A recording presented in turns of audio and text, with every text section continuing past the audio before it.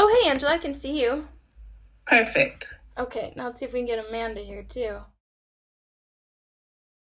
Did you ever watch that Twilight Zone episode where people wander down this dirt road from the Civil War?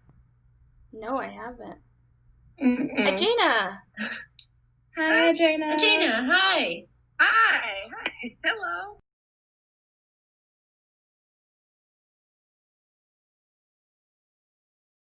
You all are matching color scheme wise. I missed the notification today. Oh, yeah. Sorry, I didn't tell you. It was a purple burgundy day. My bad. All right. Are So we ready? everybody, yeah, we ready? Okay. Yeah. All right.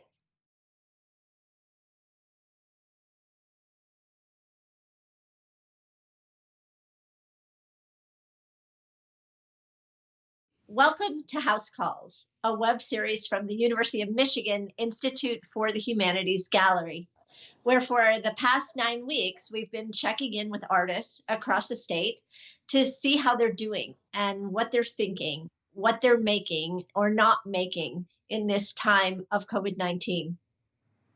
Today, we are beyond blessed to be visiting with artist Ijania Cortez from Detroit, Michigan. Hi, Ijania. Hi, Ijania. Hey. Before we jump into today's conversation, I'd like to introduce everyone. I'm Angela Abiodun, Collaboration and Outreach Manager at the Institute for the Humanities. We also have Amanda Krugliak, the Arts Curator at the Institute for the Humanities. Okay. And Juliet Hinely, the Arts Production Coordinator at the Gallery. Hey, Ijania. Ijania is a fine artist, painter, and muralist, influenced by the emotions of her subjects and the stories behind them. Engaging in self-study from a young age, she took a break from art making in high school, but came back to creating again in 2012. She's credited with capturing the raw emotion and vulnerability of human nature. Focusing on portraiture, Ijania uses vibrant colors and scale to evoke a sense of divinity in her subjects. So Ijania, again, thank you for joining us today. And Thanks for having me. Of course. And to start off this conversation, just with the general check-in, how are you doing? I am doing well, considering everything. I mean, I feel good. I feel thankful, and I'm just trying to make it right now and stay steady and stay level-headed and everything. I can't complain. I feel two ways, with everything going on. I feel a way, but I also feel like an incredible sense of gratitude and knowing that for me, things could be different. So I'm in a odd space right now, but it's a good space. I think so. I think being in between spaces, like honoring what's happening, but acknowledging that you're very healthy and alive and being able to still create. What's kind of like keeping you going? What's keeping you able to engage with that gratitude? What's keeping me going is that fact that I'm just seeing so many people with different circumstances, different outcomes. Things could, it's a little cliche, but things could absolutely be worse. And I know that I'm in a very, very blessed position to be able to create. And I think I owe it to God and the people who I'm creating for to keep going and to keep moving, because this is not, my gift is not only for me, it's for everybody. So I can't just drop it at any cost. So that's really what's keeping me going, is a need for the people and just a love for art and knowing the power of art to be able to touch people and change people. So that's keeping me going. Yeah. The idea of creating for someone sounds like a dedication almost. Like you have your subjects and the people you focus on, but that might be slightly different than who you dedicate your work to. I would wonder, who are those individuals or groups of people that like you create for and on behalf of? I create on behalf of everybody who doesn't normally have a voice, doesn't normally see themselves in a gallery setting, may not be so exposed to this. Black people across Detroit, that's who I make things for. I'm a self-taught artist, So I truly believe that my gift is from God, and I think that if I'm not creating in a certain capacity, then it is a slap in the face to God. So it's my way of connecting God to my people and to elevate them. So those are the people I'm creating for. People in Detroit, people across the America, Black people. I'm creating for us. Yeah. So to help and just to play my part and my contribution and to give hope to people. I wonder if can you show us the work? I'm so anxious to see the images and see these people. Oh, absolutely. I have a little work behind me. And Ijania, can you tell us where we're visiting with you today? Right now, we're in downtown Detroit at Collected Detroit Gallery. My gallerist is Chuck Duquette, my curator. He's in the back, and so I'm represented here, and that's where we are. Okay. Awesome. So Thank you. I have about 4 pieces up of work right now. Some older and some newer. Too old, too new. So I don't know if you guys can see those good. Yeah, are you able to, can you flip your camera? You know so what? Yeah. Yeah, let's try Let me see. that Where's so the that we can flipping? get a nice big view of. Okay, let's see. This is the gallery. And Such a great gallery. yeah. Mhm. Yeah. This is let me back it up. Wow. So these are quite large. These are what, like 4 by 6 or something? Yes, you nailed it right on the head. 4 by 5. You got it. I can do that. I can eyeball it too. 4 by 5. This little one right here is 4 by 2. Can we get Can you walk those closer? Yeah, to the triptych. Yeah. This is one of my favorite pieces by me, actually. So I'm on the fence. I kind of wanted to sell, but hope it doesn't. But this is my first kind of foray into kind of painting with my heart a little more and trying to tell a story through portraits. And it's interesting, the climate right now, because this painting is about change. It's about inevitable change, whether you want it or not. And depending on what actions you take, no matter if you stay backwards or you move forward, you're still going to change. There's still going to be an outcome on that. That's what that painting was about. And I use my uncle as my my subject with this. I think the fact you do that succession of figures, that speaks to that movement or forward motion, or the sense of it almost like a storyboard of action. Mm-hmm. Mostly in my paintings, I try to do multiple depictions of one person because I feel like everybody is in kind of this intersectional existence, especially being Black in America. You have more than one version of yourself that has to be presented or controlled at one time.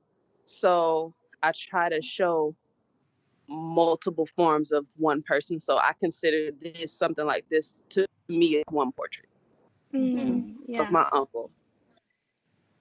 Can you talk too about the color, which is so powerful and so distinctive in terms of your work, especially? Or show us something else, whatever you want. Okay. Yeah, the color pattern is definitely built off of just being modern. When I grew up in the inner city. So I'm seeing a lot of, I didn't grow up with a lot of, I would say,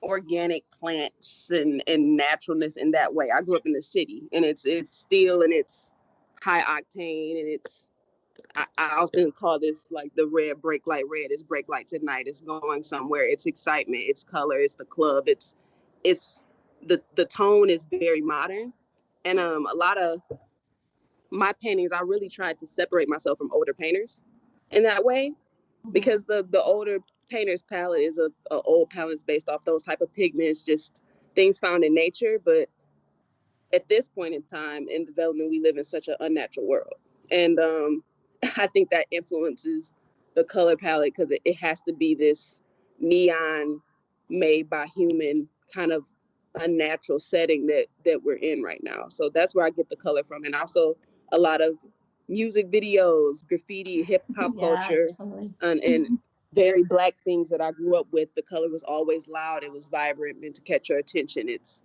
shiny. It's fabulous. So when I choose colors, I try to choose them very, very loud, deliberately. Yeah, they're like I mean, they really are illuminated. Like they're Thank you. so bright. They really do. Like they light up almost like a screen or something. They're Yeah. yeah, it's super Yeah. effective. And you And really get that connection to music. You Mhm. know, they're not. They have they have a sound or an energy that makes me think immediately of music. Yes. Thank you. Also, I noticed like with things like neon or louder colors, like a lot of painters tended to get a little campy or not taking it seriously. So I wanted to challenge myself with color on how can I take such a color that's traditionally childish or found in like a crayon box or just loud or not taken seriously in that way and make it a serious thing when it's applied to portraiture and not something that looks like Lisa Frank or something just very, not art. So I was trying to see how I can elevate that color within portraiture to make it fine art. Yeah, I think you're 1,000% accomplishing that. Like it's you're using these neon colors, but the way they're applied and just the way you layer them, and Thank you. amazing. Thank you. I try really to get a sense, like even in this one, and then I'll turn it around again. I try to get as much balance in things as possible. So to show that change and to make it look like it's polished, and not so campy. So yes, and I also, another fun fact, I paint backwards with these. So I start off with the neon because they don't make neon oils. So I start off with the neon and then I work my way backwards with oil and a Q-tip. A lot of the way the colors work too, it to me it gives the impression that the images that we're looking at are taking place at nighttime. Is that? Yes.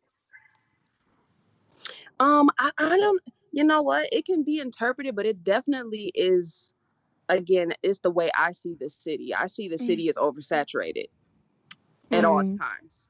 This very, if you were to turn the color all the way up, Technicolor type situation. Yeah. So I think it's as much as night as it is kind of like this in the late afternoon or the day on a hot summer day in Detroit. I feel like it's the same thing. And again, the colors play really interesting, whereas this is like a neon. This is actually this is a high pink, but the neon is so loud that it rings through as if that's a gray or some darker color when it's actually not. Wow. Another thing I wanted to mention, you talk about the divinity of your work. And so to me, when you think about sublime, this sort of sublime quality that comes in music or the color of these, that to be is divine, right? The way that it evokes this emotional experience just from the seeing or the hearing of something. So it's absolutely, it's this kind of sense of infinite and hubris that kind of comes with the divine, like you're bigger than whatever body you're in right now, or you're a part of the universe. And I really wanted to speak to that with my paintings because I feel like a lot of my people get slighted in that way, where you just immediately look at somebody and you can write them off and not hear their story and not hear who they are. And they are a product of God. We all are. So I felt like that needed to be loud and it needed to be big, which is also speaks to the scale of my paintings because they have to be large. I wanted them to be large. I experimented with small, but even when I do something small, I try to make the space in that painting feel big as possible. And do you do public murals too, right? Yes, I do. I do. Yes. My murals tend to be community based, and I usually pick somebody from the community off of conversation, and this is really the way I choose all of my subjects. I walk up to people and talk to them, or I have friends that are guys. I predominantly paint Black males, and I just talk to them about their dreams, and to try to get and give them a depth that I think that they tend to be robbed of in this current American climate is always one thing. You're one thing. And these men are not one thing at all. Like a lot of times they're very surprising. Well, they're surprising to someone who maybe wouldn't know that, about them, or would be scared, or, so I try to give them what they're due on earth, to give them the roses here right now. The mission of your work is so clear. Thank And you. yeah, and so I'm just wondering, like, throughout everything that's going on, like, how is your artwork part of processing this time or moving through this time, or like, what are you really trying to make time for Right now? yeah Right now I'm trying to make, honestly, if I'm honest, I'm trying to make room for myself to just observe, to listen, to visually take everything in before I jump out and create, because I think we know art is a language, and that's also really, really important to me. It's more than just, okay, I can show these images, but how do I make them talk? And for that, right now, it's so overwhelming with things that are going on that I'm not there yet, but I know it'll come, and I'm letting it come. But because I want to do it right, I want to do it justice, but I am very much tapped into everything that's going on, tapped into the movement, tapped into everything, and just taking all this information in right now and processing it. So that's what my art is about right now. And I've been doing a lot of sketching too. Mostly I've been sketching and just documenting this. And day by day, almost like a diary. So it's interesting space to be in for the artist, but I know I really, really do believe in art. So I know at the end of this, there will be a place for this visual language right now. I'm not sure where it is, because I don't know where it is right now. I don't think a lot of us know what's going on right now. yeah There's a lot happening, and I think there's something to acknowledging that in every moment it could be defined as urgent, and that urgency, while important, should not completely dictate the response time. If you want to, like, honor your positionality and context, the context and positionality of those that you may be inspired by or influenced by. And so, that makes a lot of sense, to honor how upheaval in the world may then offer and ask for a dormancy, or like more inward turning. And as one of the earlier artists was saying, like Rashawn, he was like, small strokes, just like lots of small strokes. And if you're doing your daily practice, it seems like that would be a way to allow you to still massage the muscle while honoring the intentionality you bring to your work. Yeah, absolutely. I've definitely been exercising the muscle. Like I said, it's a lot of sketching. But, and also just trying to create in the context and the canon of my work, just I'm taking all this stuff in as inspiration, but it's like, how do I filter that out? And how do I make that meaningful and profound and make it effect? Because I don't, there's, opinions that art is for the sake of itself, but I try to create something a little more poignant. So I that sometimes needs a period of waiting. So, and rest and stillness right now, even amongst all this uprising, I'm just being still. So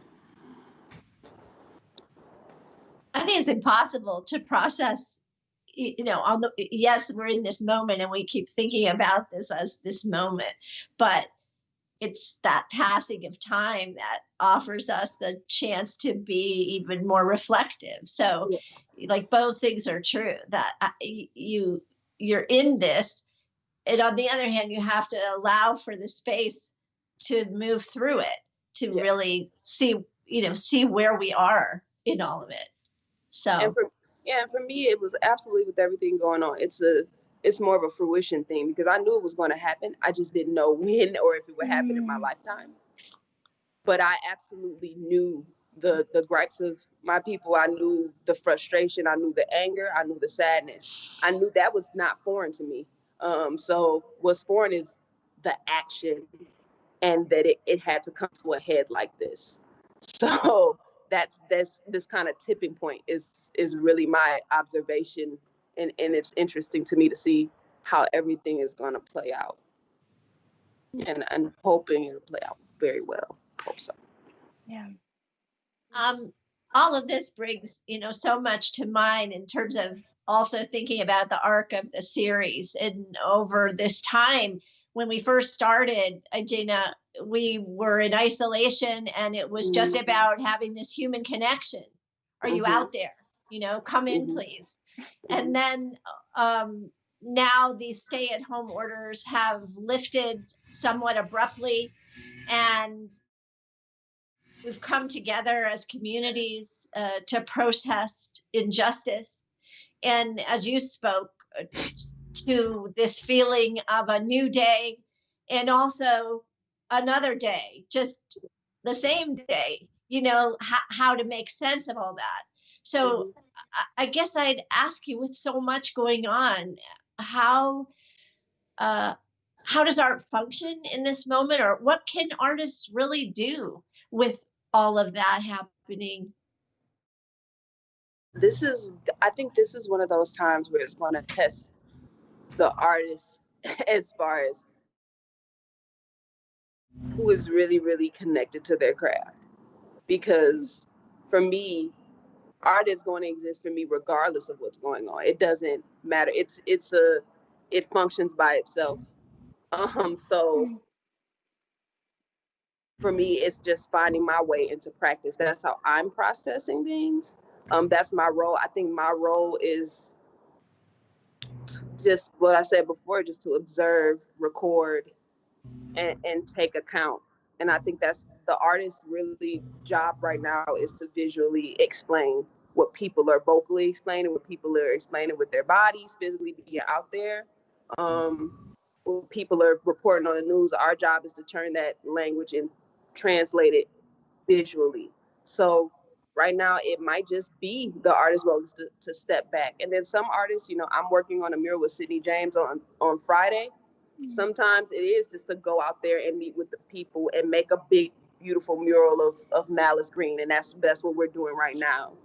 But personal practice for me is definitely to stay quiet. I think it varies from artist to artist on what their role is and how they want to proceed forward. But I know for me, myself, I'm going to be an artist regardless. I'm not going to do anything else but this. It's kind of like one of those things. I trust God. I trust where things are moving, and I know in the end that everything is going to be okay, and my place is going to be revealed, and it's going to be okay. So I try not to worry too much. Jane, we're working on a show with Sydney in the fall, and Awesome. I wonder if you could just also speak to that mentoring, or the way that you work together, and the value of what the value is as artists of that. I think that's to touch on from my experience as an artist, is Black women helping me, Black women pulling me up, Black women, and Sydney. As soon as I met her, my art practice is relatively new, so I seriously started practicing where I really, really paid attention to things around 2016, and I met Sydney in 2018. And as soon as I met Sydney, she was just so open with me. She was ready to give. She was ready to put she taught me that you're not going to, you can't get to your goals unless you help somebody else. It's like a chain that we kind of have. You have to help people. And that mentoring was important to me, because you don't know everything. I didn't know anything.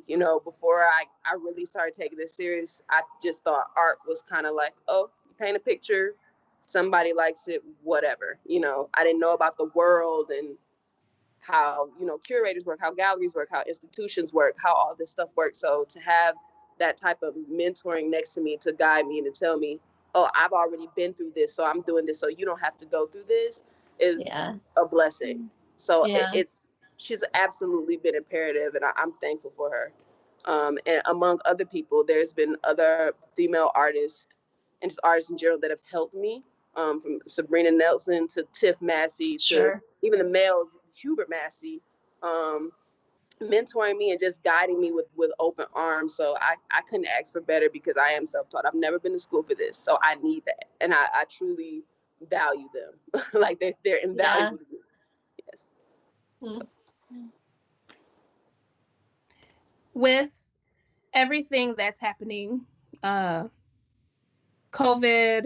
the unrest that's happening in the world, and the ways in which one may feel called to respond or not. You all have the mural happening on Friday, which is responding to a death that happened in Detroit at the hands of cops. It's a lot. It's emotional. All of it is. And I would wonder, what are things that keep you grounded and hopeful and motivated in the midst of all of this? Taking a look back on history and seeing all the movements that have already occurred, the struggles that have already occurred, and also noticing those small pockets of beauty within that. So I know it can coexist. I know it has to exist. That's our response. Our response is beauty. We create things, we make things beautiful, we make culture, and that's always been our response. So I know this is going to be nothing new, that type of mobility in culture and happiness is not going to die. That keeps me grounded. And so it's just finding it. It's reaching in the dark and finding it. It's not that it's not there. It's just that now we have to look for it in a different way, and maybe a different way than we have before, but it'll come through. I think that positivity and being kind of optimistic about these things when it comes to Black people is what keeps me grounded.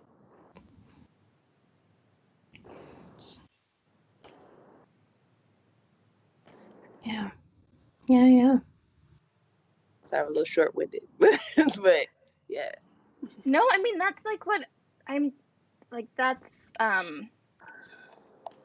it, just from this brief meeting, like you know what you're doing, like you know why you're like you know what you're making, you know why you're making it, you know how you make it. You just have like such a command of your materials and your mission, and I think that's why your work is like so beautiful, because it is just so driven. Like, yeah. So this show, before we wrap up, so is this show something that will happen, or is it kind of on indefinite pause with COVID, or?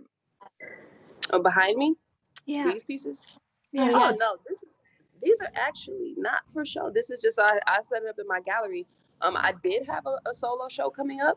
I'm not sure really what the status of that is, but I know I'm thankful regardless, because it just gives me more room to work. I feel like the pandemic is obviously horrible right now because everybody's going through issues I went through with my mom, almost losing my mom and being absolutely terrified. But coming out of that, there's this great space in which the world slowed down. I told Angela, the world slowed down and I could play catch up with my work. And so now I really trust, I keep going back to God, but I do really trust in divine timing. And I feel like if it was supposed to happen, then it would have. And since it didn't, now I need to refocus and go inside and make better work. So in the midst of the pandemic, again, that silver lining of happiness, that I found room to be able to create and to change and to transition and to transform and to push the boundaries of my work more past where it was, because I kind of I'm like, okay, well, where do I go from here? What do I do now? I've done my ideas. And so when all of that happened, it just created this pocket of exploration. Like, okay, now I can breathe. There's no more pressure and I can just create freely, because I think you get caught up in the art world and you get caught up in all that, the kind of rigmarole, curator sales and all that, and you get lost. You can get lost and overwhelmed a little bit. So I kind of appreciated the fact that I was able to not be overwhelmed for a second and step back and figure my work out. I think it comes back to the divinity, right? The divinity that you talked about, which we God's everywhere. started with, and now we've come back to that. It's just undeniable. Yeah, And, you know, a lot of times, you know, people shy away from that conversation. They shy away from the God conversation because I think it'll get too cringe or go one way or another. But me, I'm just really, really straightforward. I really believe that the reason that I have no other reason to why I can paint the way I paint. There's no explanation for that. I haven't been in a class. I haven't done any intense study. And now I'm peers with people who have gone to school and they've had masters and things like that. So I can't attribute that to anywhere else. So that's how I feel about it. So everything when it comes to art is filtered through this divinity lens of how do I spread love? How do I make the world better? How do I make people feel their power? How do I feel my power? And it all comes back to God. Well, thank you for that very clear and consistent and direct reflection, not only about your work, but about how you're processing and engaging with this moment. Thank you so much thanks for making the time with us and for bringing us into your gallery space. And thank you so much. Thank you for making the time for me. I appreciate everything. Like, I'm so thankful for this right now. I'm thankful to be able to talk and to be able to connect and just talk about it, have a break from all that and talk about some work. So I thank you. Yeah. Is there any more questions? No more questions and stuff. No. Thank you again, Thank you, Ijania. Ijania. You gave us a lot today. You gave everyone watching a lot. Yeah. Thank you. Thank you, guys. Bye. We'll see you. See you in real life eventually. Yeah. Okay, I will see you guys later. Thanks. Be safe, please. Yeah. Yeah. You too. Be safe. Be blessed. Bye.